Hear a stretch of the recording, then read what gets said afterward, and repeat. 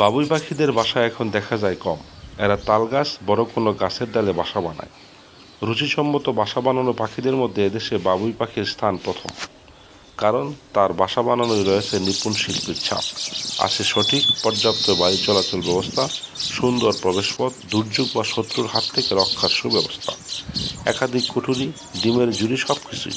বাসার নিচের কুঠুরিতে একটু কাদামাটি বা গোবর দিয়ে রাখে, যাতে বাসাটি কিছুটা ভারী হয় ও ঝড় বা বাতাসে না উল্টায়।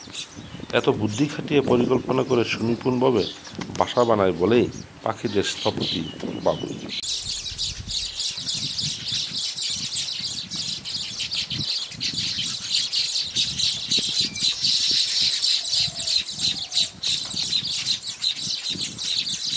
গ্রীষ্ম প্রজনন ঋতু।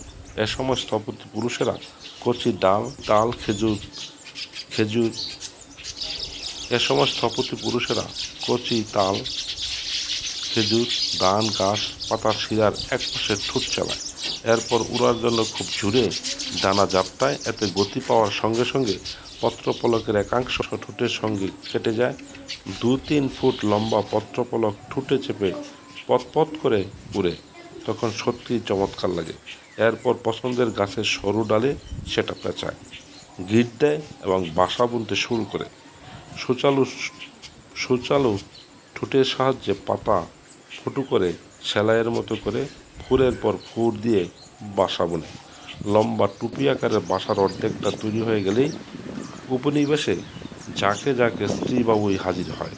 বড়বেশি পুরুষেরা তখন কিচিরমিচির শব্দে প্রেমের গান গেয়ে ডিগবাজি খেয়ে বাসা দুলিয়ে প্রেয়সীদের অভ্যর্থনা জানায় বিয়ের আহ্বান। স্ত্রীরা এক একটি বাসায় প্রবেশ করে খুঁটিয়ে খুঁটিয়ে তা পরখ করে, টেনে টুনে বুনন পরীক্ষা করে। এক বাসা থেকে অন্য বাসায় যায়। বাসা পছন্দ হলে সেই বাসার স্থপতিকে বর হিসাবে বেছে নেয়। এরপর পুরুষ বাসার বাকি কাজ করে।